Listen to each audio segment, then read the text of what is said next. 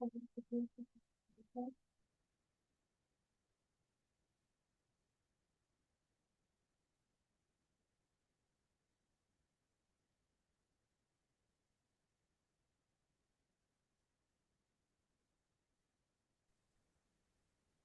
sveiki visi. Šiandien prisijungę prie dar vieno e-commerce talks webinaro. Taip pat sveikinuosi ir su tais, kurie žiūri įrašą. Šiandien turime ketvirtąjį ir paskutinį rudens sezono webinarą. Labai smagu, kad kiekvieną kartą prisijungia vis naujų žmonių ir ypač smagu matyti tuos, kurie sugrįžta, o sugrįžtančių tikrai turime nemažai. Kas šiandien mus žiūri pirmą kartą, tai labai trumpai pristatysiu, kas yra e-commerce talks. Tai nemokamų webinarų ciklas, kurių metu pranešėjai dalinasi patarimais ir atsako į jums rūpimus klausimus apie elektroninio verslo kūrimą, vystymą, procesų optimizaciją ir efektyvumą. Labai dažnai ir jūs patys mums pasiūlote būtent jums aktualias įdomias temas ir į tai atsižvelgdami mes pakviečiame pašnekovus. Ir šiandien turime labai įdomią temą. GEO 5 patarimai, kaip atsidurti dirbtinio intelekto atsakymuose. Noriu pakviesti jūs pasidalinti komentaruose, ar jau esate girdėję apie tai, o gal šiandien bus pirmas kartas, kai plačiau sužinosite apie paieškos galimybės dirbtinio intelekto įrankiuose. Tai pasidalinkite, kiek jau, galbūt jau patys tuo naudojatės, o jeigu tai yra jums visiškai nauja tema, taip pat parašykite. Tai mūsų šiandienos svečias yra Rokas Stankevičius, AI Kliks įkūrėjas, dirbtinio intelekto analitikas ir didelių kalbos modelių ekspertas, puikiai išmanantis jų praktinį taikymą. Tai sveiki, Rokai. Sveiki, malonu. Pradžioje Rokas jums papasakos plačiau, kaip atsidurti dirbtinio intelekto atsakymuose. Jūs taip pat galite rašyti klausimus. Jeigu klausimų bus labai daug, mes juos pagal jūsų nubalsavimą išrinksime labiausiai išrinktus atsakymus ir klausimus ir tada ir juos atsakysime.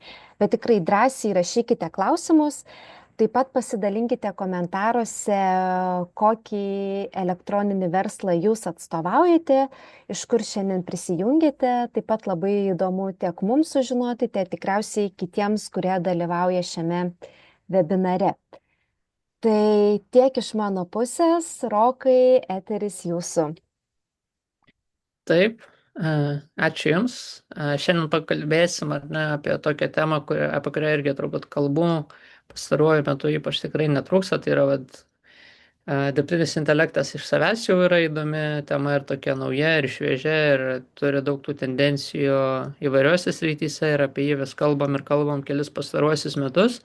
Šiandien pabandysim taip labiau konkretizuoti ir apie tokią vieną specifiką, tai būtent, kuri galbūt ir yra viena iš aktualiausių prekybos verslams, tai yra būtent marketinginės ar ne galimybės, reklamos galimybės, ChatGPT, Perplexity ir kitų kasdien naudojamų įrankių viduje atsakymuose, kaip reikia atsirasti, ar tai yra svarbu, ar ne, ką gauna verslai, kurie stengiasi tą padaryti, ir galų gale, kokius praktinius žingsnius man reikia atlikti, jog aš būčiau matomas, kas nors paklausia, ar ne, kokie geriausi, nežinau, vitaminai mažiems vaikams, kokie smagiausi užsiėmimai šį savaitgalį, ką man gal kur užsisakyti maistą, ar kur gražiausi ten batai žiemai. Tai yra daug tokių klausimų, kurie galbūt jums visiems yra aktualūs, grinai per jūsų verslo nišą, kur būtų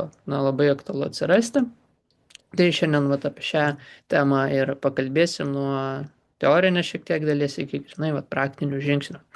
Tai ką mes kalbėsime, ką aš savo pranešime stengsiuos pristatyti, jeigu taip konkrečiai, tai į 3 dalis išskaidysiu savo pranešimą. Pradėsime nuo to, kodėl ši tema apskritai yra svarbu, vat kas yra tas AI, SEO, GEO ar ten dar visokių kitokių akronimų yra, ar ne, vat kaip vadinama šita tema apie dirbtinio intelekto atsakymą optimizavimą. Tai trumpai vat irgi pasidalinsiu keliom įžvalgom, skaičiais, statistikom, ar ne, kur eina link šis rytis ir kodėl jinai yra aktuali. Tada pereisime per mano tokį ir mūsų įmonės sukurtą 5 žingsnių metodą, kaip reikia optimizuotis, ką reikia daryti, kokius žingsnius ir kaip apie tai galvoti. Na ir galiausiai pasidalinsime praktiniais tokiam patarimais ir įžvalgom ir įrankiais kartu, ką jūs galite jau šiandien imti ir pritaikyti pas save. Tai jeigu trumpai, kas aš esu, Rokas Stankevičius, atstovauju AI-Clicks, esu įmonės įkūrėjas, tai mes esame toks startuolis, kuris ir padeda atsirasti į atsakymuose, kuriame savo įrankį, turime savo agentūrą, kuri tuo užsiema, ar ne, vad grinai marketingu, ChatGPT, Perplexity, Reddit ir kituose tinkluose, kurie yra labai svarbus optimizuojantis ChatGPT. Galite irgi mane susirasti LinkedIn, ten dažnai dalinuosi tokiais patarimais, edukacijom apie šitą temą, galbūt jau sekate. Ir taip pat prieš kelis pastaruosius metus apskritai jau dirbu dirbtinio intelektų srityje, atstovavau YA organizaciją, mes ten vedėme mokymus, praktinius patarimus apie dirbtinį intelektą apskritai. Na, šiuo metu užsiemu šitai tokia, sakykime, vertikalė niša, kuri man yra labai aktuali, ne? Tai yra ChatGPT, Perplexity optimizavimas. Tai tiek trumpai apie mane. Galite irgi vėliau turbūt daugiau susipažinsime, bet iš karto norėčiau tada ir pradėti prie tos teorinės dalies, tai kodėl dirbtinio intelekto atsakymas atsirasti svarbu ir kur link einame iš esmės. Tai jeigu taip paprastai, dirbtinis intelektas kaip toks, ar ne, tai yra paieška, sakykime, žmonės ieško čia informacijos ir ne visada, kai mes dirbame su ChatGPT, mes ieškom informacijos, galime tiesiog paprašyti, kad mums ten, nežinau, laišką išverstų, parašytų reklamos kampaniją ar, nežinau, išverstų prekės aprašymą į ten vokiečių kalbą, pavyzdžiui. Tai yra, dirbtinį intelektą mes naudojamės skirtingams veikloms, bet kartu ir ieškome ten informacijos, kaip man minėjau, ar ne, ieškome įrankių, kuriuos galime naudoti, ar ne, klausim, ką naudoti e-komercijai, kad didint pardavimus, galim klausti konkrečių prekių, rekomendacijų, patarimų ir panašiai. Tai, dirbtinis intelektas yra paieškos įrankis tam tikrą prasme ir, žmonės, kaip matom, išnaudoja tiek B2B industrijoje, prieš priimant tam tikrus sprendimus, tiek ir ieškant naujų produktų. Capgemini dalinasi, kad 58% B2C industrijoje, ar ne, žmonių vartotojų, ieško produktų, paslaugų su dirbtiniu intelektu. Į patį ChatGPT kiekvieną dieną išeina bent jau po 2,5 milijardo užklausų arba klausimų kiekvieną dieną. Tai milžiniški skaičiai iš tikrųjų. Čia mes kalbame tik apie ChatGPT, kai tuo tarpu dar yra daugybė kitų alternatyvių įrankių, ar ne, kurių mes ir net nelabai visada ir išmatuoti galime. Tai tikrai ką noriu pasakyti, kad industrija yra auganti ir sparčiai auganti. Ir, dar negalime sakyti, kad dažnai šitoj temai sako žmonės, kad Google'as jau miršta, yra turbūt dvi pusės, ar ne? Vieni sako, kad ChatGPT arba dirbtinis intelektas iš vis nieko nėra ir, čia tik dar viena tendencija, kuri nieko nereiškia ir greitai praeis. Kiti sako, kad ChatGPT jau yra viskas, ar ne? Jau čia Google'as miršta, niekas nebeieško informacijos internete ir panašiai. Tai yra tokios dvi pozicijos, aš sakytume, protingiausia turbūt būtų per vidurį kažkur galvoti, kad taip, dirbtinis intelektas yra auganti industrija, dar jinai tikrai nepakeitė Google'o, bet, tendencija rodo, kad galbūt tai, nebūtinai nėra neišvengiama, ar ne, ir gali taip atsitikti, kol kas galbūt taip nėra tikėtina, bet vis tiek einame link dirbtinio intelekto tokios dominavimo, sakykime, ir net tas pats Google'as, jisai irgi turi daugybę dirbtinio intelekto funkcijų, ar ne, AI mode, AI overviews ir visi kiti dalykai. Pats Google'as tikrai, įsiintegruoja tą dirbtinį intelektą į savo paiešką, ir einame link tokio, įdomaus darinio, ar ne, kur ir tradicinė paieška ir Google'as yra labai labai susiję. Tai čia irgi toks trumpas grafikas, ar ne, vat, skaičius palyginimas, kad mes irgi suprastume, kur stovi ChatGPT ir kur Google'as. Na tai šiuo metu, ar ne, į Google išsiunčiama 14 beveik milijardų kiekvieną dieną paieškų, na kaip minėjau, ChatGPT 2,5 ir tai iš tų 2,5 milijardų, na tikrai ne visi ieško ten informacijos, kaip minėjau, galima ir laišką jų generuotis, ir tekstą, ir juokelį, ar ten vakarienės receptą. Tai daug yra tokių paieškų, kurios ir nepatenka, sunku išmatuoti, įmonės, na, nesidalina vat, konkrečiai veiksmais, vat, na, ką ten ieško, kokių raktažodžių ieško ChatGPT. Na ir tie duomenys dažniausiai būna tokie išvestiniai, tai dar apie tai irgi vėliau pakalbėsim. Bet, na, tiesiog bendram vat, vaizdui susidaryti, ar ne, kažkur apie 6 kartus dar vis tiek yra ChatGPT mažesnis kaip įrankis. Tačiau nepaisant to, na, pats jo panaudojamumas, pati jo implementacija ir adaptacija kaip įrankio, na, tikrai labai sparčiai auga ir, na, tai buvo sparčiausiai augantis įrankis, na, ir dabar jis kiekvieną ten mėnesį demonstruoja naujus lankomumo rekordus, ar ne, šiuo metu va ChatGPT kaip svetainė yra 5 pagal populiarumą visame pasaulyje, jau yra lygiuojasi iš esmės su tokiu na, milžinų kaip Instagramas ir kas yra įdomu, na, kad jeigu Instagrame mes tą reklamą galime labai labai labai paprastai nusipirkti, ar ne, nieko ten daryti nereikia, tai šiuo metu, na, bent jau, kai mes kalbame, įrašinėjame šitą pokalbį, kol kas dar reklamos ChatGPT nėra, nors jau pasirodė pirmieji gandai, kad taip gali būti artimiausiam savaitėm ar mėnesį, bet, na, bent jau šiuo metu taip nėra. Na ir vienintelis būdas atsirasti va ChatGPT atsakymuose, tai, na, va per optimizaciją, apie kurią mes ir kalbėsim, tai va savo puslapio, kaip sakant, optimizavimą, gerinimą AI atsakymuose.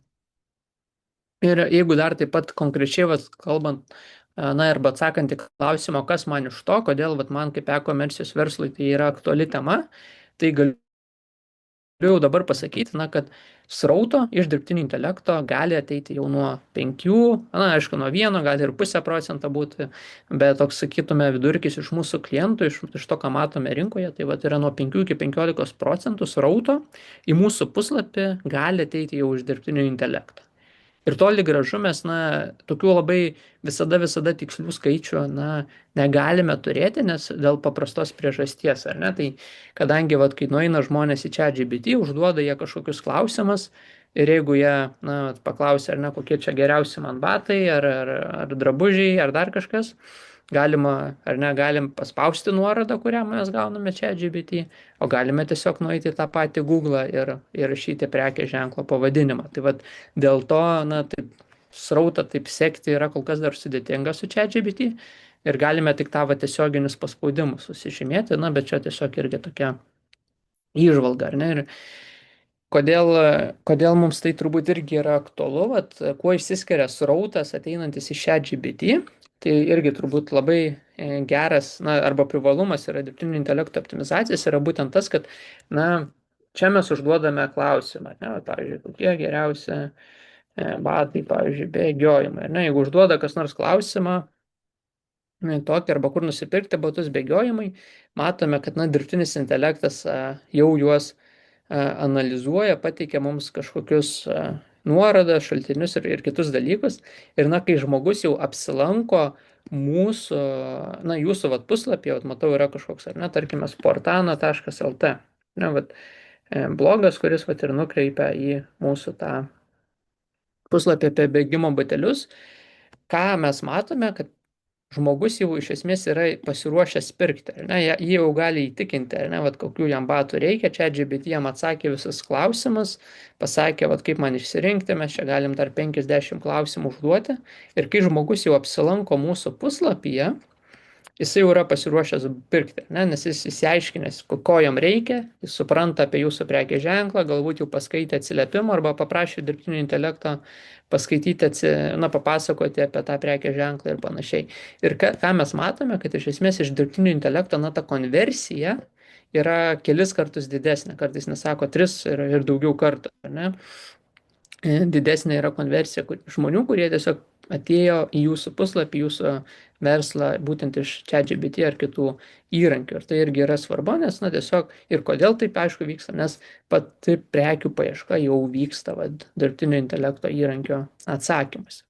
Ir jeigu taip irgi dar kelis konkrečius pavyzdžius, vat, kokias sėkmes, na, kokių sėkmių yra pasiekę tiek kiti prekių ženklai, tiek mūsų klientai, tai yra vat, vienas irgi lietuvių prekės ženklas, irgi e-komercijos žaidėjas, kuris prekiauja užsienyje, pagrindė JAV industrijų, JAV rinkoje.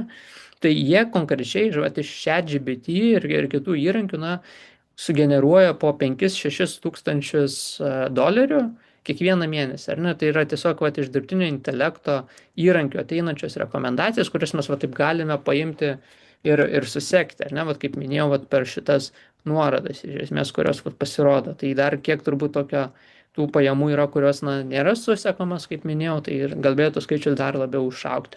Nu, ir tai sudaro vat, nuo 15 iki 20% apskritai vat, organinių tokių pajamų, kurie sugeneruoja tas verslas. Na, ir patys rezultatai per pradėjo rodytis, na, išaugo nuo 0 ten iki pirmo tūkstančio per mėnesį per mažiau nei pusę metų. Tai irgi, na, nėra, kad tu iš karto vat, pasiemi ir pasidarai ir tai viskas labai greita, vis tiek reikalauja darbo, bet, na, kai tu susioptimizuoji, tai tikrai gali gauti, na, stabilų pajamų šaltinį vien, na, iš dirbtinio intelekto. Ir ta, na, tendencija, akivaizdu, jinai tik tai augs ir pats naudojamumas bus didesnis. Tai čia tik apie vieną prekės ženklą, bet tikrai tų tokių atsiliepimų, patarimų, vat, kaip dirbtinis intelektas atvedė kontraktų, didelių, ne tik e-komercijai, bet apskritai agentūrose, konsultavimo versle yra tikrai nemažai įrankiai, tarp jų vat, ir mes, ir kiti ten generuoja po kelis tūkstančius pajamų per mėnesį, vat, būtent iš tokių rekomendacijų, kurias vat, suteikia ChatGPT. Na ir tikrai ten socialiniuose tinkluose kitur galima pasiskaityti daug tokių istorijų, vat, kad, na, ChatGPT, Perplexity, kitas įrankis atvedė į mano naujienlaiškį, ten 5000 žmonių per mėnesį, ar ne, gavę kontraktų ir kitų dalykų. Tai tikrai, na, šitas rytis yra svarbi, sakyčiau, ir manau, džiaugu, kad ir toks susidomėjimas yra, nes augant industrija yra. Ir, na, jeigu įtikinau, kad tai yra svarbi tema, turbūt norėčiau ir prieiti tada prie klausimo, tai ką dabar man daryti, kur čia man ką spausti ir kaip čia aš galiu optimizuotis, ar ne, kad galėčiau ne tik žinoti, kad tai yra svarbi tema, bet realiai, na, atlikti tam tikrus veiksmus. Tai pakalbėsim irgi apie, na, optimizaciją, ir pasidalinsiu savo metodu, kurį mes taikome dirbant su įvairių industrijų ir klientų, įvairiomis industrijomis ir skirtingais klientais. Tai šitas mūsų, na, metodas, kurį mes taikome, yra irgi, na, pasiekmė to, kad tikrai kelis pastaruosius metus dirbame su dirbtiniu intelektu, skaitėme įvairius tyrimus, žiūrėjome, na, praktiškai per klientų atvejais, na, ir kartu konsultavimas ir su tradicinėmis SEO agentūromis, tai, na, tikrai Google optimizacija ir dirbtinio intelekto optimizacija, tai yra tikrai, na, persidengiantis dalykai, čia negalime sakyti, kad vat, yra tik AI optimizacija, kitur yra tik vat, Google, ar ne, tai vis tiek yra šiek tiek persidengimo, ne viskas yra, na, tolygų ir nereiškia, kad jeigu tu ten susioptimizavęs Google'ai, tai bus iš karto ir matomas dirbtinio intelekte. Na, šansai yra tikrai, kad tu gali būti matomas, galbūt tu nebūsi numeris 1 visada, bet bent jau matomumą galima taip užsitikrinti. Tačiau, na, vis tiek yra tokių kelių specifinių patarimų ir triukų, kuriuos tu gali naudoti, kad, na, tą savo sėkmę ir kelią žymiai palengvintum ir padarytum tą greičiau. Nes kas irgi yra svarbu vat, su ChatGPT, su Perplexity, su kitais įrankiais, kad, na, tas rezultatas, kad, na, tavo puslapis, tavo svetainė, blogas gali būti matomas, na, ten per nuo kelių valandų iki kelių dienų. Atsirasti šituose šaltiniuose, kai tuo tarpu Google, na, indeksavimas yra šiek tiek, na, vis tiek ilgiau užtrunkantis procesas ir ten gali prieiti, na, daugiau laiko. Tai aš irgi neneigiu, ar ne, čia galbūt ir komentaruose rašo tokie žmonės, kad sako, čia viskas yra tas pats, tai būna tokių irgi nuomonių, mano nuomonė šiek tiek yra kitokia, bet kaip sakau, na, yra ir panašumo čia. Tai koks yra tas planas arba kaip mes optimizuojamės dirbtiniam intelektui, na, mes jį skaidome tokius 5 aktualius žingsnius, ar ne, vat ką jūs turėtumėt galvoti ir ką daryti. Tai pirmas, na, visada mes praudituojame esamą situaciją ir norime apskritai suprasti, na, ką dirbtinis intelektas žino apie jūsų verslą ir dar svarbiau, tai yra kokius klausimus arba promptus užduoda jūsų tikslinė auditorija. Ir dirbtinio intelekto optimizacija prasideda iš esmės nuo mąstymo arba įsigilinimo į jūsų auditoriją, jūsų tikslinį klientą ir supratimo, kaip jisai masto, kokie klausimai jam yra aktualūs ir, iš esmės, ką jisai galėtų rašyti šitam dirbtinio intelekto lange, ar ne, ar kokie, aišku, jeigu aš pardavinėčiau botus bėgiojimui, sportui, tai aš tikrai galvočiau apie tokį klausimą, ar ne, jeigu aš pardavinėju, nežinau, varžtus arba tortus, tai mano klausimai būtų visai kitokie. Tai ką mes pradedam ar ne, pradedam nuo įsigilinimo į pačius klausimus arba promptus, tada bandome pasižiūrėti, kokie yra atsakymai, kuriuos duoda dirbtinis intelektas, kokie šaltiniai yra minimi, ką jisai pasako, ką mano apie mano verslą, ar ne, tai čia būtų antras žingsnis. Ir tada, kai mes matome, kaip suprantame, kokius klausimus užduoda, kaip suprantame, kokius atsakymus jisai duoda, nuo tada pradedame optimizavimą. Tai yra, ir ta optimizacija dažniausiai yra iš 3 dalių. Tai pradžiai pradedam nuo mūsų puslapio tokios techninės optimizacijos, suprantame, kaip mūsų tą puslapį techniškai reikėtų paruošti, kad dirbtinis intelektas mūsų matytų.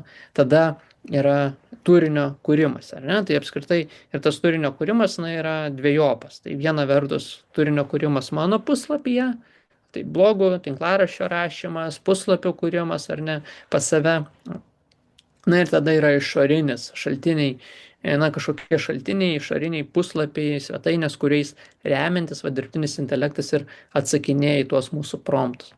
Ir sakyčiau, dažnai irgi žmonės, kai galvoja apie optimizaciją, tai galvoja dažniausiai, kad čia aš turiu kažką pas save puslapyje pasikeisti, pasidaryti ir tada mane matys, bet iš tikrųjų, nemažiau svarbis rytis yra ir būtent, galvojimas apie išorinius puslapius, kurie yra mano industrijai, mano nišoje, aktualūs, svarbus, ir ten juos dažnai cituoja dirbtinis intelektas. Kai užduoda šituos klausimus ir matome atsakymus, dažniausiai būna ir kažkokie trečiųjų šalių straipsniai, ne tik kažkokie internetinių parduotuvių nuorodos, bet gali būti ir kažkoks 15 minučių straipsnis, Delfi straipsnis, ten, nežinau, Forbes, Wikipedia, kažkokių socialinių tinklų, ar ne, ir dar kitokių tokių nuorodų pademonstravimas, tai čia irgi yra nemažiau svarbu atsirasti.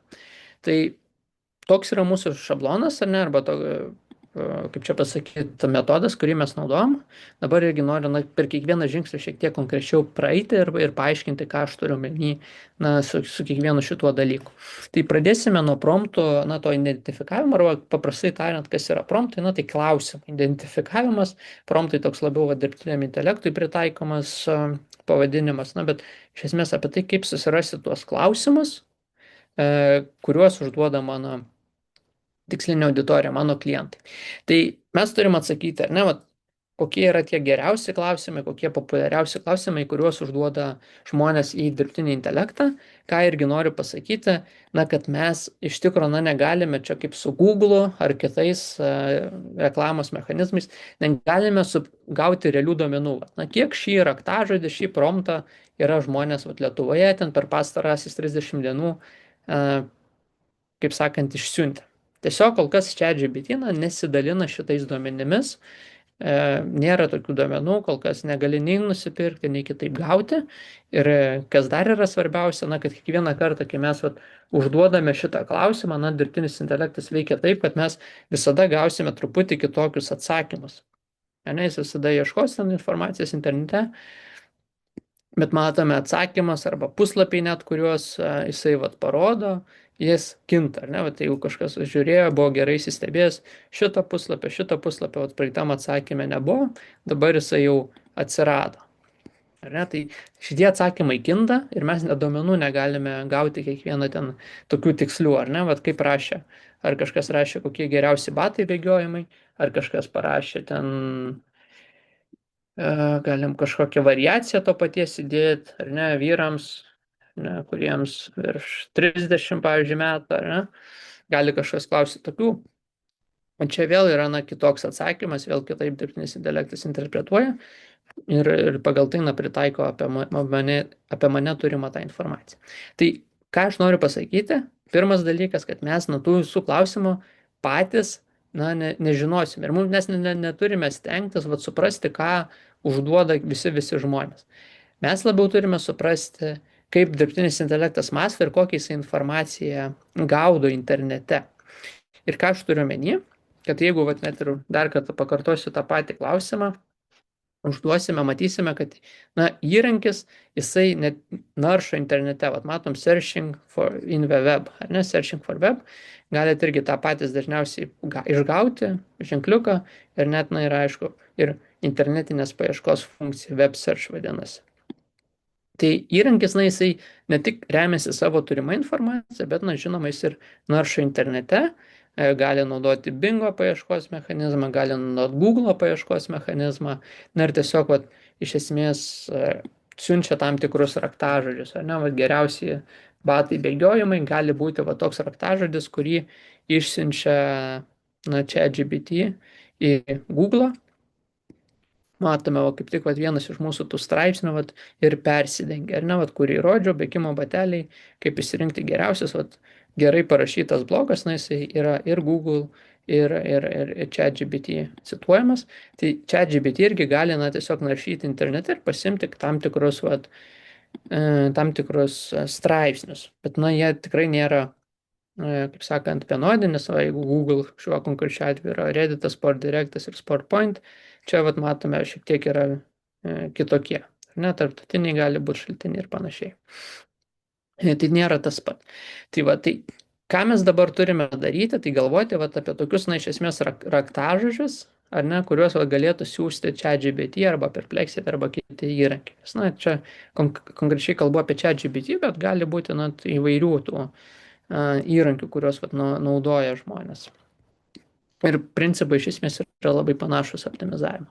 Tai pradžiai dar negalvoju apie tos klausimus. Kaip dabar aš galiu galvoti apie tos klausimus? Tai iš esmės yra tokie keli patarimai, kaip į juos žiūrėti. Tai pradžiai tiesiog galvoti apie raktažodžius. Tai yra Google raktažodžiai, kuriems yra aktualūs, ar ne, ten skaniausi ledai, šokoladiniai ledai, ar ne, bet kokie raktažodžiai, kurie jums gali būti aktualūs, priklausomai nuo jūsų industrijos, čia yra galimai jūsų patys promptai. Tai vat, galite irgi galvoti, kad na, tie promptai yra iš esmės toks raktažodžio išskirimas, praplėtimas.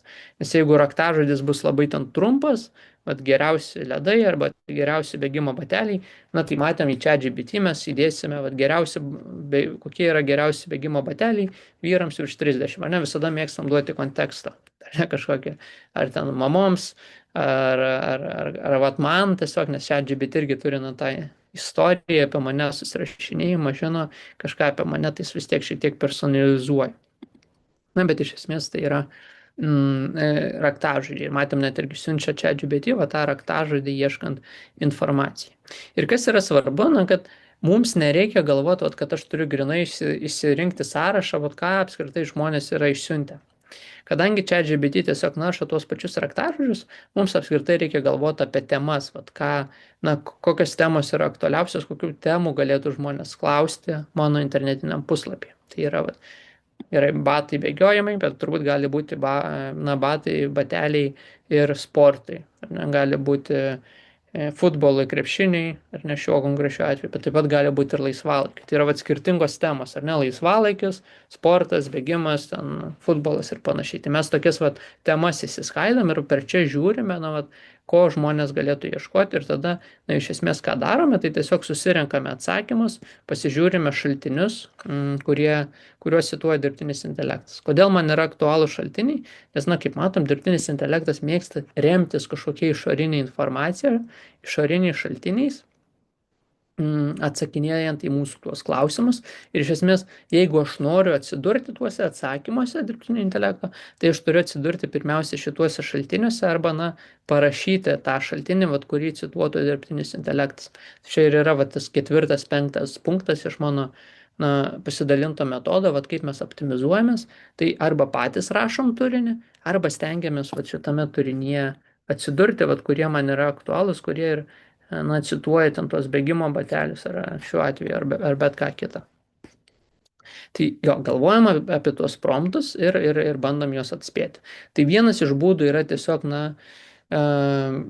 savo raktažodžius išversti į kažkokius klausimus arba promptus.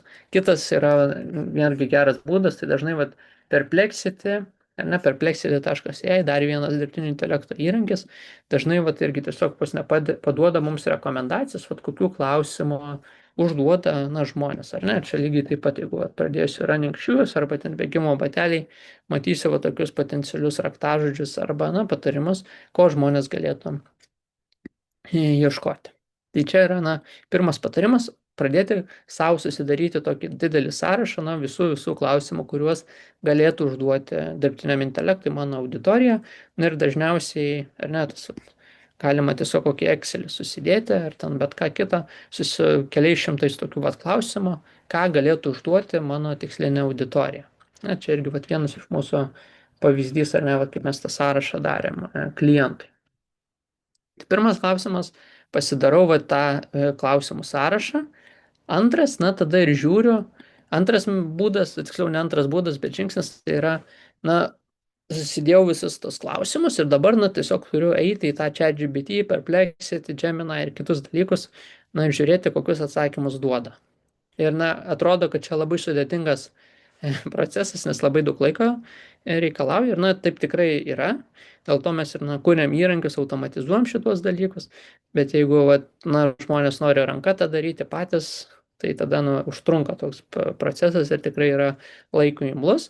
Tai ką mes darom, na, iš esmės, kaip ir minėjau, einame į tuos ChatGPT, Claude, Gemini ir visus kitus įrankius, na ir žiūrime, ar ne, vat, užduodam klausimą ir žiūrim, kokius vat, atsakymus generuoja dirbtinis intelektas, kokius šaltinius mini, kokius verslus mini ir tada na, tiesiog renkamės šitą informaciją ir žiūrim, gerai, va šitam klausime pasirodžiau, šitam nepasirodžiau, bet galbūt mano puslapis buvo paminėtas, o šitam vat, pasirodžiau, bet mano vat, puslapis tuose šaltiniuose, kur va, čia yra, na, nebuvo paminėtas. Tai yra na, daug skirtingų tokių variacijų, kaip aš galiu vat, na, ar būti ar nebūti tame dirbtinio intelekto variklėje.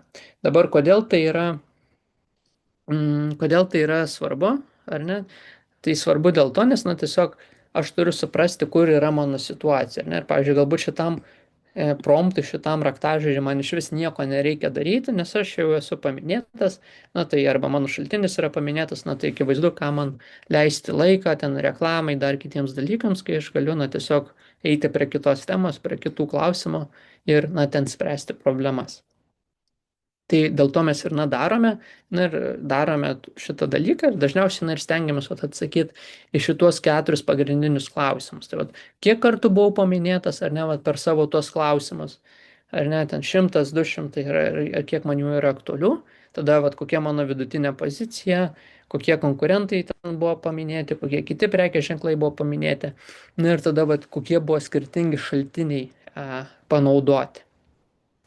Nes irgi, kas yra svarbu apie tuos šaltinius, nes tai yra svarbu dėl to, nes užduodant man klausimą, kokie ten geriausi batai bėgiojimai, ir tada užduodant tą patį klausimą, ten nežinau, kokie man geriausi batai bėgiojimai vyrams, kuriems yra virš 30 metų, šitie šaltiniai gali persidengti. Ne visada, bet irgi priklausoma nuo mano temos, nuo mano kažkokių kitų dalykų, gali būti labai panašus šaltiniai, gali būti visiškai skirtingi. Tai dėl to, irgi man svarbu suprasti, kurie šaltiniai iš esmės yra dažniausiai cituojami. Matom, šitas straipsnis, ar ne, vėlgi dar kartą grįšiu, prieš metus, jisai cituojamas tiek apie ten vyrams virš 30 metų, ar ne, klausime, tiek ir paprastai šitam klausimui. Tai reiškia, jeigu čia mano produktas arba mano parduotuvė būtų pasirodytų, tai reiškia, man labai gerai, nes aš daug tokių klausimų padengčiau, ar ne? Nes šitas straipsnis yra minimas. Tai dėl to irgi yra svarbu galvoti, kokie šaltiniai naudojami, kad aš tiesiog vienus šūvių, 2 zuikius galėčiau nušauti ir atsirasti tokiam tikrai populiariam ir geram šaltinį. Tai čia yra antras patarimas. Pradžiai susigalvojam klausimus, antroj stadijoje mes išduodam tos klausimus dirbtiniam intelektui ir prašom tų atsakymų. Ir, kaip minėjau, galim tą daryti ranka, galime naudoti įrankius. Tai aš irgi, kaip minėjau, AI Clicks įkūrėjas, tai mes ir sukūrėm tokį įrankį, kuris visą šitą darbą padaro už jūs ir vietoj to rankinio sekimo ir galvojimo, mes ir surenkame visus svarbiausius šaltinius jūsų verslai, pasakome, kiek kartų jis buvo cituotas, kokie tie šaltiniai, kodėl tai yra aktualu ir panašiai. Tai yra įvairių galimybių, kaip tą padaryti patiems.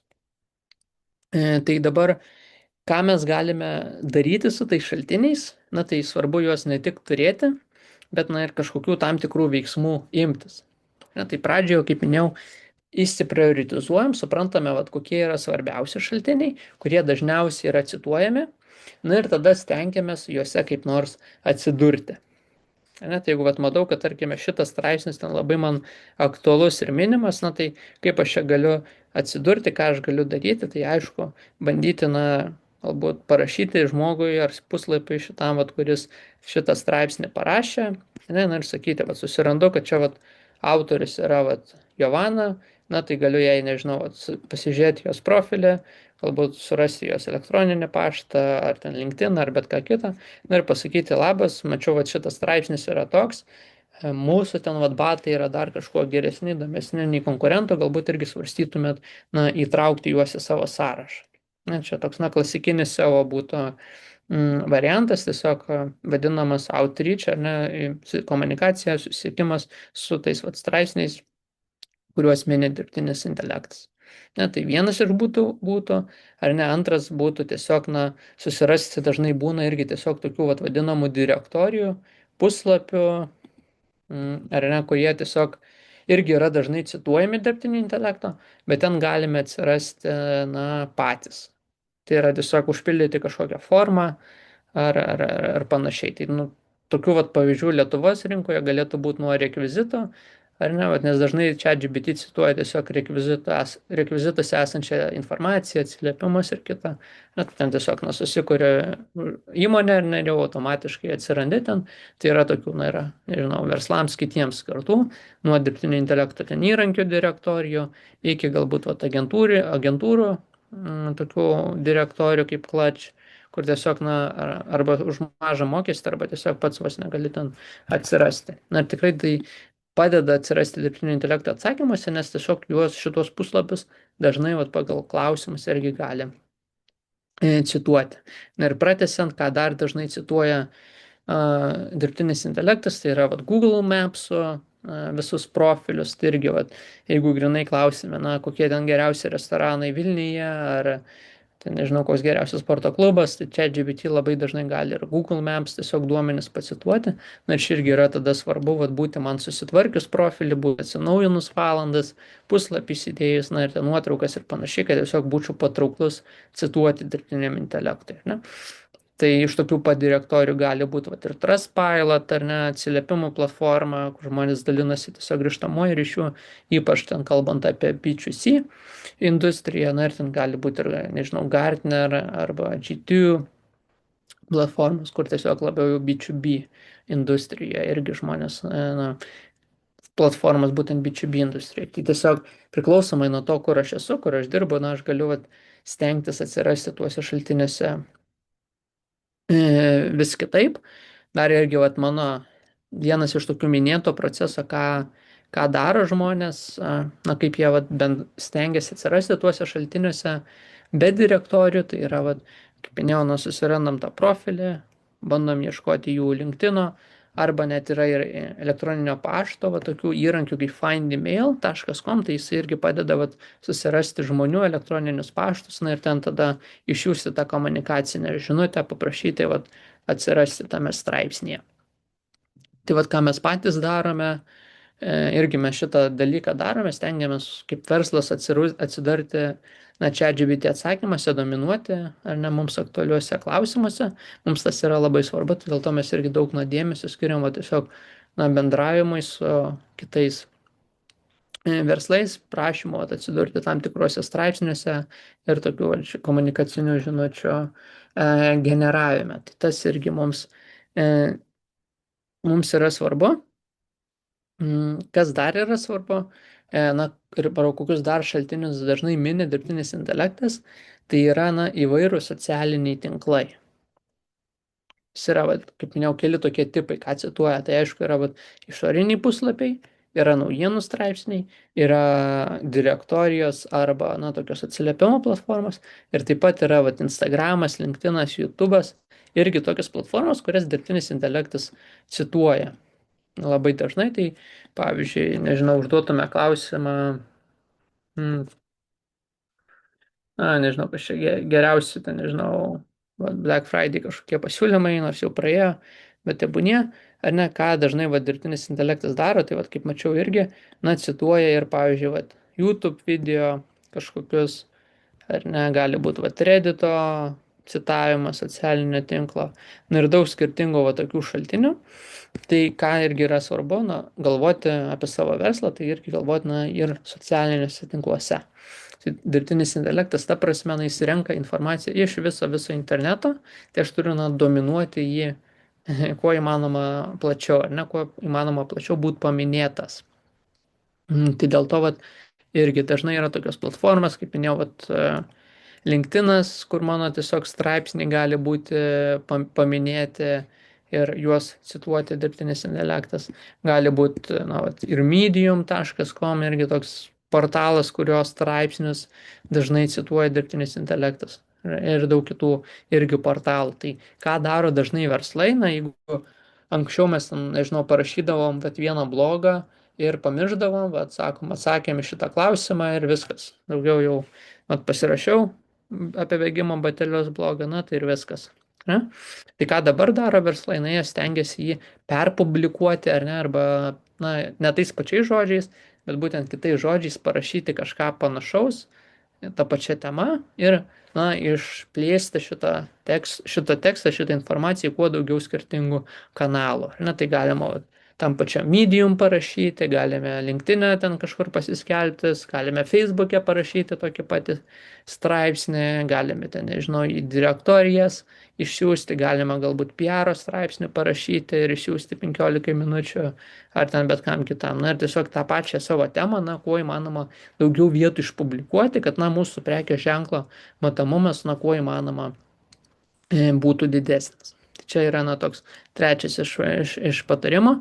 Ir ką daro, na, irgi labai yra svarbu daryti, arba kas irgi toks socialinis tinklas, kuris labai daug dėmesio susilaukia, na, dirbtinio intelekto automatizacijai, tai temoje šitoje tai yra Redditas. Na, Redditas irgi, kas galbūt tik susipažįsta, arba su šita tema galbūt irgi ne visada esam matėte arba žiūrėjote, na, bet iš esmės net ir mano duotas pavyzdys labai gerai parodo, kad Reddit socialinis tinklas, na, jis yra aktualus ne tik Google, bet ir ChatGPT. Matom, užduodu klausimą geriausi batai bėgiojimai, matom antrą nuorodą, šiuo atveju yra iš tokio Reddit socialinio tinklo, kur žmonės, na, dalinasi, na, galima sakyti, kad tai yra forumai, ne, kažkokie forumai, aktualūs klausimai, kur užduoda žmonės, ar ne, ir ten vyksta diskusijos, ar ne, ir priklausomai nuo tų temų, kurios man yra aktualios, socialinis tinklas, ar ne, duoda įvairių rekomendacijų. Tai Reddito, na, tokia strategija, sakyčiau, irgi yra labai svarbi, nes, na, šitas socialinis tinklas yra aktualus tiek Google'ui, tiek ypatingai ir ChatGPT, Perplexity irgi labai mėgsta iš jo cituoti. Kodėl jisai tą daro? Kodėl jisai daro tai, nes, na, būtent tarsi ten sakoma, kad žmonės, na, dalinasi informaciją tarsi nefiltruotai, ar ne, ten yra pačių žmonių atsiliepimai, jie nėra surežisuoti, tai reiškia, na, dirbtiniam intelektui patinka tokią informaciją dalintis, nes tarsi čia, na, nėra reklama ir panašiai. Tai dėl to jis tikrai, na, dažnai cituojamas ir ką mes irgi pastebėm su savo klientais, kad kuo mes daugiau stengiamės optimizuotis Reddit socialinė tinkle, tuo dažniau, na, žmonės pradeda ieškoti mūsų prekės ženklą. Dabar kodėl taip yra? Todėl, kad, na, dažniausiai kaip veikia tas Redditas, kad mes užduodame tą patį klausimą, žmonės paskaito kažkokį komentarą, na, ir matom, kad čia pasakė kažkokie batai, yra Asics ar ne Hoka, dar kažkokie, ir, na, ką tada daro žmonės, na, tiesiog pradeda juos googlinti, ar ne, sako, o, dabar aš noriu šitų bėgimo batelių, ar ne, arba šitų, priklausomi nuo komentaro, kuris yra ten pirmas, kuris antras, kuris yra populiariausias ir panašiai. Tai labai yra susiję vat, būtent darbas, sakykime, šitam socialiniam tinkle ir taip, kiek žmonių ieško mano to prekės ženklo internete apskritai ir tiek Google kalbant, tiek ir ChatGPT. Tai ką daro vat, žmonės arba verslai, kurie nori optimizuoti save šitam socialiniam tinkle, jie irgi pradeda nuo kelių tokių dalykų. Tai pradžiai, na, aišku, mes turim irgi identifikuoti, vat, kurie iš šitų, vat, na, sakykime, Reddito postų arba threaduso, ar ne, jeigu kalbant jų žodyno, na, kurie yra populiariausi, kurie yra dažniausiai cituojami. Tai tiesiog, na, irgi rašom raktažodžius ten į ChatGPT, į Perplexity, į dar kitur, na, ir matom, man gerai, na, šitas, vat, yra dažnai cituojamas, na, tai čia man visai yra gerai atsidurti. Lygiai tą patį va, darau ChatGPT, žiūriu, ar čia va, yra kažkoks Reddito postas, ar ne. Bet matau irgi dar vienas yra čia paminėtas, na tai kartais būna lietuviškai, kartais būna angliškai, čia jau priklausomai nuo to klausimo. Na ir tiesiog renkame šituos irgi postus vadinamus, na ir tada stengiamės juose atsirasti, ar parašant kokį nors komentarą, ar parašant tam pačiam, na, sakykime, kanale, šitam profilyje, ar ne, kuris va čia yra minimas. Tai tiesiog irgi yra kelios skirtingos strategijos, bet dažniausiai pradedam nuo va tokių kanalų ieškojimo, žiūrėjimo, kuris čia yra populiariausias, aktualiausias. Na ir tada ten jau pradedam galvoti apie turinio strategiją, kai žinom, kokioj bendruomeniai, kokiuose kanaluose mes bendrausime. Yra dar toks irgi įrankis, kuris man tą padeda pasidaryti, irgi yra toks nemokamas įrankis, vadinasi F5bot arba f5bot.com.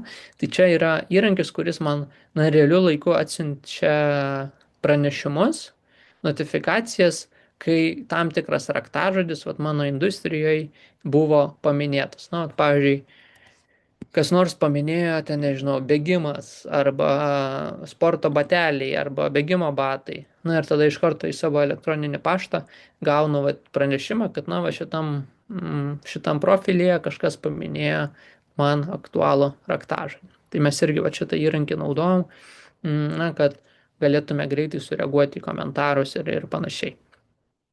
Kitas dalykas, kurį noriu irgi paliesti, tai, na, irgi dažnas klausimas, o tai kaip čia bendrauti, ką čia daryti ir panašiai, kaip čia bendrauti šitam socialiniam tinkle. Kadangi jis tikrai jau nėra toks, na, populiarus kaip koks nors Facebookas ir Instagramas, turi irgi tam tikras žaidimo taisyklės, sakykime, ir, na, ką mes patys darom, savo įrankį reklamuojant, tiek ir, na, su klientais dirbant, tai stengiamės būti tokie, na, atviri, paprasti, padėti žmonėms, kurie uždavė klausimą, ten kokie geriausi bėgimo bateliai, na tai stengtis ten nedėti jokių nuorodų, per daug nebūti reklamiškiams, bet, na, realiai padėti žmogui, pasakyti, kad, na, atstovauju šitą arba šitą parduotuvę, galbūt šitie galėtų tau tikti, nes, na, tokie argumentai. Na, tai stengtis padėti žmonėms, stengtis būti atviriems, ar ne, ir, na, tiesiog per šitą tokį gerą valią, manau, galima nemažai pasiekti, ar ne, ir tą vertina žmonės šitam tinkle.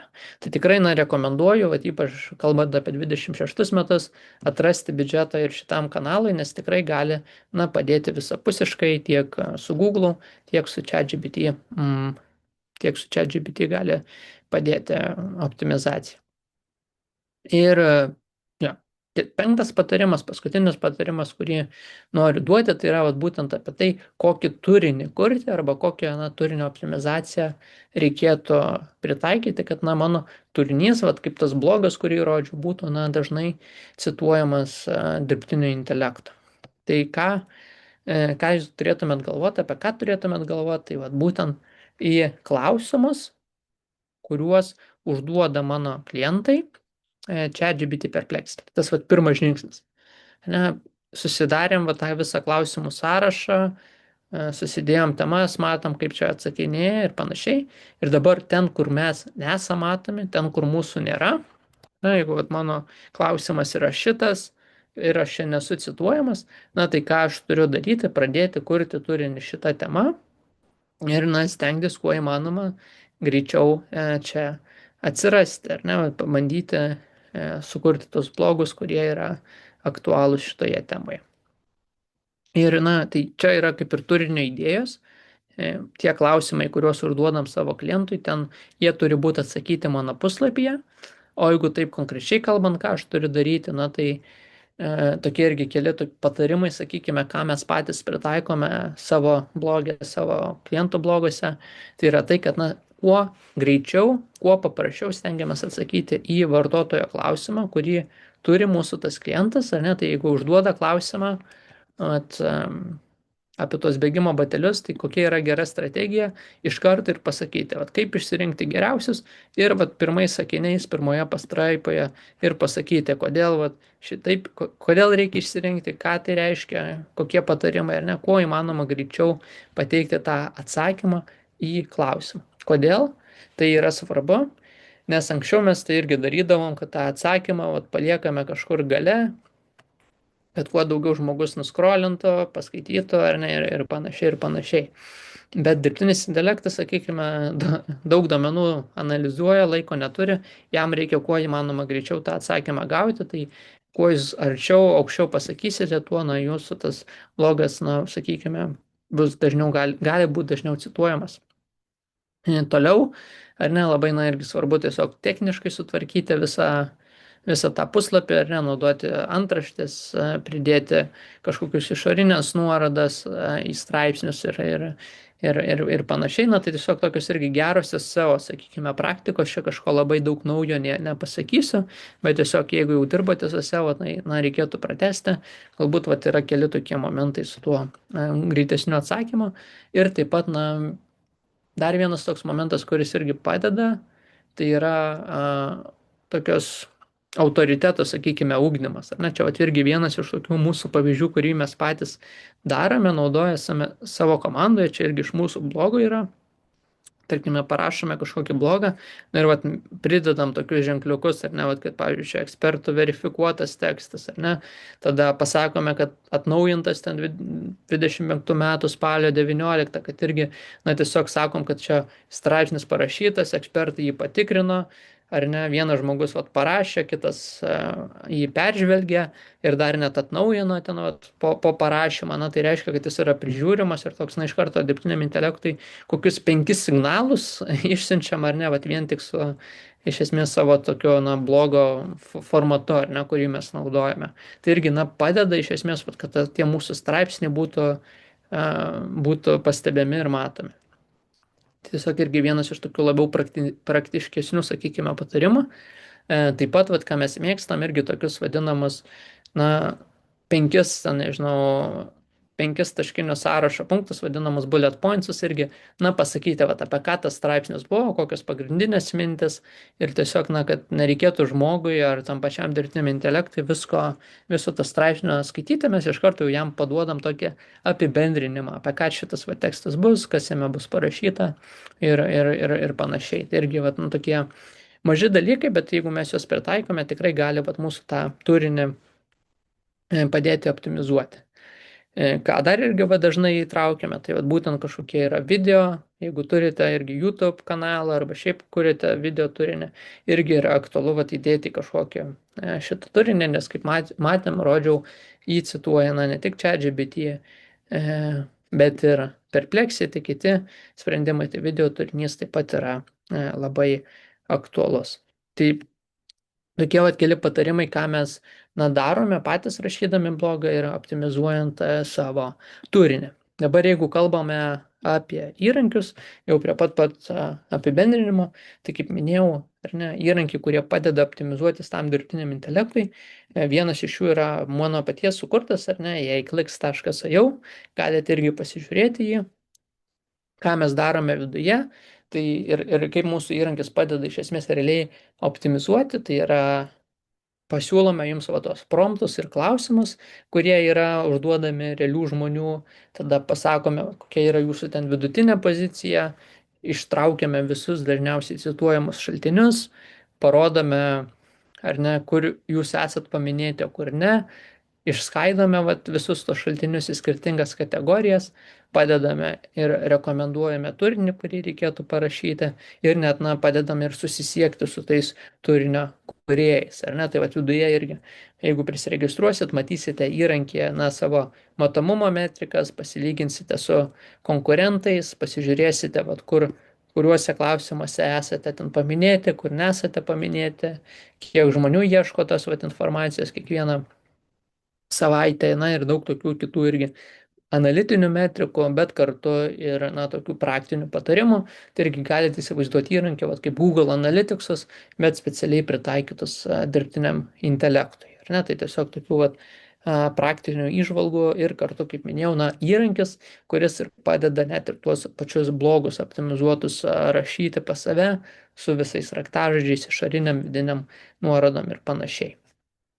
Tai jo, planas yra toks jums patiems išbandyti įrankį, pasižiūrėti na, per save, per savo puslapį, prasiaudituoti visus klausimus, atlikti tą vadinamą techninę optimizaciją, pasižiūrėti turinį, susižiūrėti visus šaltinius, na ir tą iš esmės galite daryti ir su mūsų įrankiu. Ir kaip tik seminaro dalyviams dar turime ir specialų pasiūlymą, jeigu irgi norėsite išbandyti įrankį, tai kartu prie įrankio pridėsim ir kelis tokius priedus, tai yra AI SEO konsultacija, ar ne, pasikalbėjimą su mumis, su mūsų komandos ekspertais, kurie ir sudėlios jums planą ir padės atlikti tą auditą, atsiūsime daugiau edukacijos, ar ne, gidą savo, su visu šito aprašytų procesu, ką mes ir aptariam šito trumpo pranešimo metu. Pridėsime į Slack grupę, galėsite komunikuoti su mumis ir užduoti klausimus mūsų ekspertais. Padėsime sugeneruoti tų 200 promptų arba klausimų, kuriuos na, jūsų verslui yra aktualu žinoti arba atsakyti su savo turiniu. Ir taip pat pridėsime 30% nuolaidą pirmiems 3 mėnesiams šito įrankio, tai jeigu norite išbandyti, jeigu norite visų šitų naudų, tai kviečiu nueiti į įrankį, ar ne, api.clicks.io, įsisaugoti kodą VIBE30 ir pridėjus į savo užsakymę gausite tą 30% nuolaidą ir taip pat galėsite parašyti man asmeniškai, atsiųsiu jums visas šitas naudas, kurias minėjau.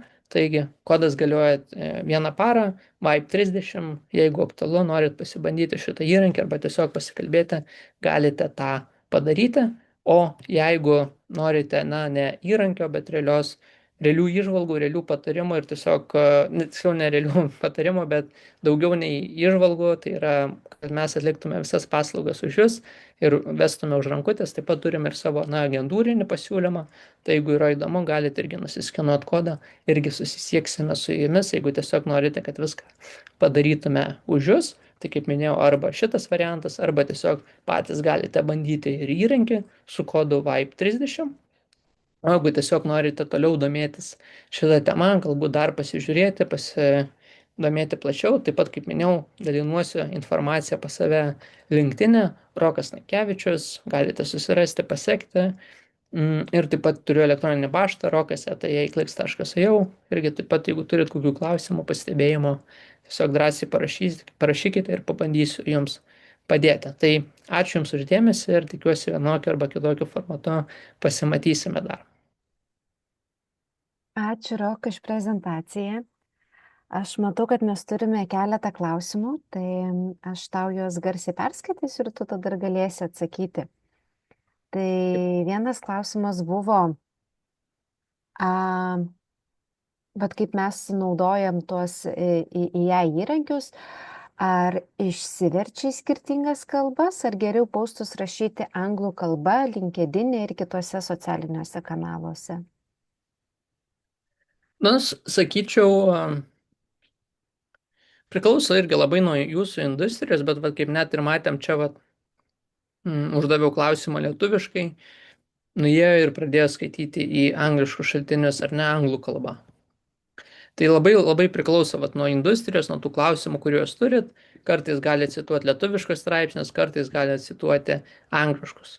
Tai aišku, jeigu jūs jau ir taip bendraujate, sakykime, anglų kalbą, jeigu taikote į užsienio auditoriją, tai manyčiau, sakyčiau, pasilikite tada prie anglų kalbos, bet jeigu jūs esate orientuoti tik į Lietuvos rinką, tai ir kurkite lietuviškai tą turinį, tikrai jums nepakenks, nes tiesiog įrankis irgi cituoja lietuviškus šaltinius, priklausomai nuo to, kas man yra svarbu, nuo to, kokius klausimus užduoda mano auditorija. Viename, kada jūs dalinotės tai žingsniais, viename iš tų punktų paminėjot, kad svarbu žinoti savo konkurentus. Tai yra klausimas, o kodėl svarbu žinoti, kokie yra minimi konkurentai? Taip, tai jeigu jūsų vat irgi konkurentas yra minimas, tame atsakyme reiškia jisai kažką daro gerai. Na ne, tai arba jisai turi kažkokių svarbių paminėjimų, na, vat, trečiųjų šalių straipsnėje, arba sukūręs gerą blogo pavadinimą, šitą ne pavadinimą, bet patį blogą įrašą, na, tekstą. Tai kodėl vat, mes irgi stebim savo konkurentus ir platformoje ir žiūrime, kaip jiems sekasi, tai tiesiog tai leidžia mums nustatyti va turinio planą, temas. Galbūt irgi, jeigu matau, vat, kad čia vat, mano konkurentas kažkur yra paminėtas šitam straipsnėje, galbūt ir man čia verta atsidurti, nes, na, tiesiog šitą straipsnį dažnai cituoja dirbtinis intelektas. Taip, na, pagal tai mes ir lyginamės, žiūrime savo, kaip sakant, dalį dirbtinio intelekto atsakymuose, bet na, ir kartu galim labai tokių praktinių įžvalgų įgauti. Mhm. Dar vienas klausimas, ar Facebook grupės veikia taip pat kaip ir Reddit? Na, sakyčiau, kaip čia pasakyti, net ir Facebooko grupės jau dabar pastebėjau, kad gali cituoti dirbtinis intelektas, bent jau kelius tokius atsakymus esu matęs. Ar jos veikia taip pat, gal sakyčiau, ne. Na, yra tam tikrų subtilybių, čia kaip ir su kiekvienu socialiniu tinklu yra šiek tiek tokios žaidimo taisyklės, tai jos yra, gali būti panašios, bet dažnai, vat, na, kas su Redditu yra taip specifiškai, tai ten mažiau reklamiško turinio, nes ten yra dažnai, ypač jeigu išeinate iš savo grupės ribų, na, tai ten tie moderatoriai, sakykime, gali būti griežtesni, dažniau neleisti reklamuoti savo turinio, galbūt ten irgi dažnai pamato, kad čia labai per daug reklaminis turinys ir net jį ištrina. Nors to ir Facebook'e nepasitaiko, na, bet ten gal sakyčiau Reddit'e šiek tiek griežčiau. Ir taip pat, na, galbūt bendruomenė, ten amžius žmonių, ar ten kažkokie demografiniai duomenys irgi gali šiek tiek skirtis nuo to, ką mes turim Facebook'o grupėse. Bet, na, principas, kur padėti žmonėms, principas kurti naudingą turinį, įsitraukti į diskusijas, ten parašyti asmeniškai, po to, na, jis kaip ir yra toks bendra vardiklis, sakykime, tarp šitų dalykų, tai yra tam tikrų subtilybių, bet yra ir tam tikrų skirtumų. Turime dar vieną klausimą apie AI įrankių naudojimą. Tai kas efektyviau naudoti New Chat naujai diskusijai, problemos nagrinėjimui ar New Project? ChatGPT. Čatuose ar projektuose jis atsako tiksliau, kur jo atmintis apie diskusiją geresnė. Čatuose, tuoj palaukit, pabėgo klausimas, čatuose ar naujose projektuose? Taip, tai jeigu šio biški yra kita tema, bet galiu trumpai atsakyti, tai tas naujas susirašinėjimas yra toks bendras, ta prasme, kad, na, jeigu čia yra kažkokia atmintis apie mane, jeigu jau su įrankiu esu praleidęs kažkiek laiko ir esu įsijungęs tą atminties režimą, na, tai įrankis gali atsiminti apie mane kažkiek informacijos ir pagal tai pateikti tos atsakymus.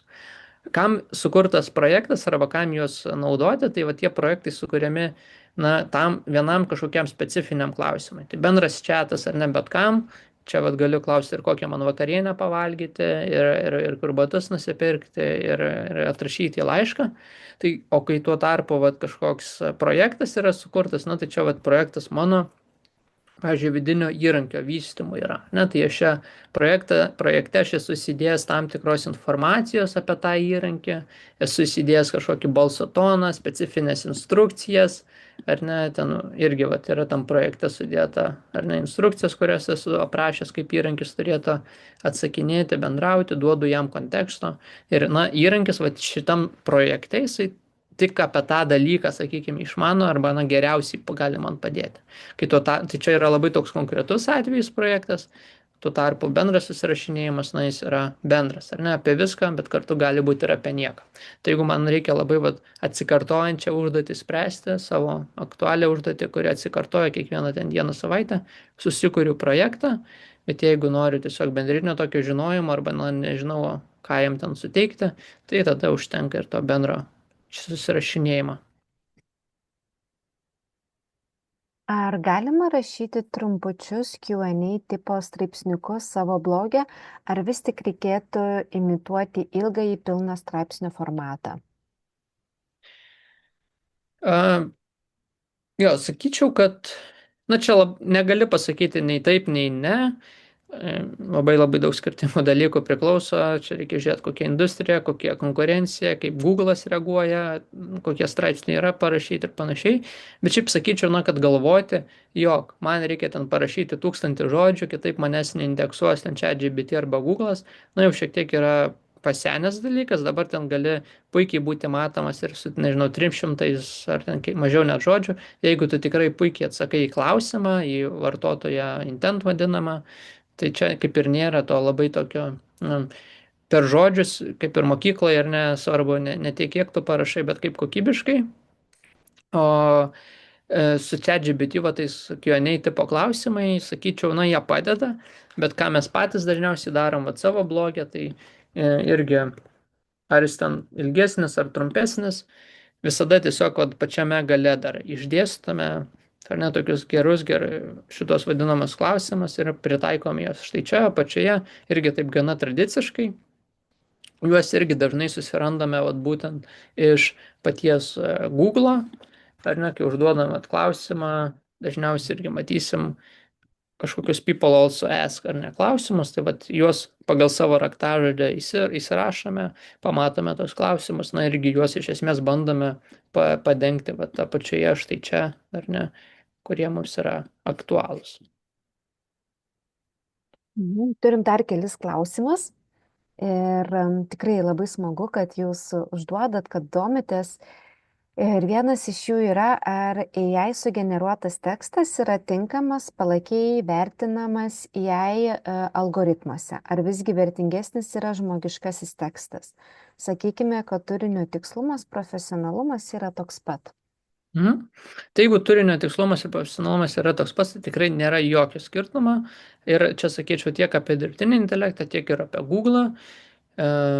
Svarbu yra tiesiog kokybė, o jau kas ten parašė, nei galima tiksliai atskirti, nei galime ten įvertinti kažkaip. Tai dabar irgi tokių daug yra jokelių, čia jeigu taip šiek tiek nuo šono pradedant, tai ten įmetus, nežinau, į turinio kaip sakant, įvertinimo tekstus, paprašant, na, įvertinti, ar šis tekstas buvo parašytas dirbtinio intelekto žmogaus, jūs galite pabandyti su, nežinau, Lietuvos konstitucija, subandęs Amerikai su Amerikos konstitucija, įtraukia į tos turinio detektorius ir sako, kad, na, vat, konstitucija ten su dirbtiniu intelektu parašyta. Tai šiuo metu mes tikrai, na, negalim, įrankiai, algoritmai dar kol kas nėra taip smarkiai ištobulinti, kad jie apskritai atskirtų, kur čia yra dirbtinio intelekto, kur čia yra žmogaus. Tuo labiau, kad čia tikrai, na, nėra, tai yra kažkaip baudžiama. Kas yra baudžiama, tai yra nekokybiškas turinys. Ne? Ir jeigu tu blogai rašai, jeigu tu ten bet ką prirašai, be jokių raktažodžių, be tų vat, gerųjų praktikų, kurias mes kalbėjom, tai tu tikrai ir nebūsi matomas. Bet jeigu tu to nedarai, tai nėra jokių šansų, kad tavo turinys nepasirodytų. Ir mūsų pačių blogas irgi yra ten 95% dirbtinio intelekto, naudojant mūsų pačių AI Clicks įrankį, 5% ar ne prideda žmogus, tiek parašant kažkokį ten vadinamą briefą, tiek galbūt suredaguojant, bet šiaip jau mes patys esame tikrai per tokių konkurencingų raktažodžių ar ne pasiėmę vien su dirbtinio intelekto turiniu, bet mes tą darom irgi, kaip sakant, su tam tikra žmogaus priežiūra. Dar vienas klausimas, ar yra svarbus laikas, kada, kiek laiko ir kur buvo publikuotas tekstas? Straipsnis, iš kurio AI perima informaciją atsakymo generavimui. Taip, tai, dirbtinis intelektas tikrai mėgsta tos šviežumą ir naujus straipsnius, bet kaip matysite tuose rezultatuose, čia gali būti, kol kas, čia nėra per daug tokių senų, bet yra 23 metais sugeneruotas tekstas, 24, ar ne, ir būna ten lietuviškam, ypač internete, tai gali būti ir 2018 ar 2017 metais paleistas blogas, ar kažkoks ten 15 minučių straipsnis nusipirktas. Tai labai priklauso nuo konkurencijos. Sakyčiau, kad labai gerai, pagal tas gerasis savo praktikos yra gerai atnaujinti straipsnius, bet paminėti, kad 25, dabar jau 26 metai atnaujinti ir panašiai. Bet šiaip jau dirbtinis intelektas tikrai ima turinį tokį, kokį randa, ir jeigu ten tos konkurencijos nėra daug, tai ir paims ir seną straipsnį. Bet vat, nu, konkurencinį pranašumą įgysi tada, kai tu nu, atnaujinsi tiek savo turinį, tiek daugiau tų paminėjimų vat, dabar gausi. Turime du labai panašius klausimus. Kaip AI prioritizuoja informacijos pasirinkimai šaltinių? Ir, pavyzdžiui, kodėl, tarkim, vieniems rekomenduoja vienus šaltinius, o kitiems kitus? Nu, kad vieniems duoda vienokį atsakymą, kitiems kitokį. Jo, tai pats dirbtinis intelektas, jis taip veikia, ar ne? Ta prasme, net čia nekalbant apie kitus žmonės, jūsų pačių paskyroje, vat, su ta pačia istorija, su viskuo kitu, kaip aš rodžiau, uždavus tą patį klausimą, beveik tą pačią valandą, tik pat kelių sekundžių skirtumas, jūs irgi gausimėt vat, kitokius atsakymus. Ir, tai yra, kaip čia pasakyti, gausite kitokius atsakymus, dėl to mes ir tikriname šitos vat, atsakymus savo įrankyje, kiekvieną dieną. Ir žiūrime, gerai, šiandien kokius straipsnius pacitavo, kokia jūsų pozicija, tada rytoj, poryt ir taip darome kiekvieną ten savaitę, mėnesį. Ir pagal tai ir tikrinamės. Ir žiūrime, o kokie atsakymai yra populiariausi ir dažniausi. Nes tai nėra taip, kad dirbtinis intelektas atsako taip pat visada, bet taip pat ir nėra, jog visada bus skirtingi. Ar ne? Ir jeigu dabar, nežinau, šitą paminėjo, tai jau kitą kartą jo būtinai neminės arba šito produkto.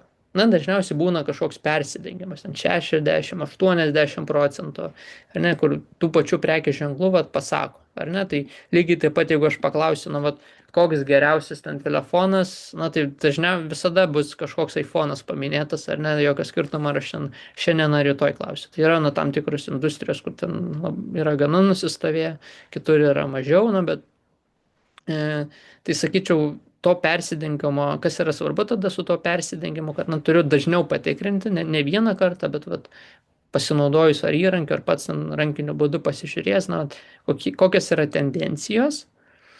Ir tai čia vienas, o kitas dalykas, vis tiek iš esmės tas atsakymas, jis vis tiek truputį turi panašumų. Galbūt ne tokiu pat formatu, ne tokiu pat ten straipsnius pacituos, bet vis tiek pacituos, gali labai panašius tos produktus ar necituoti, tiesiog galbūt jeigu čia įtraukė ten viršuje, čia apačioje, jeigu dabar man sugeneravo tokį taškinį sąrašą, galbūt kitą kartą man sugeneruos lentelę, bet tas formatas gali skirtis, bet esmė vis tiek labai dažnai irgi gali būti labai panaši.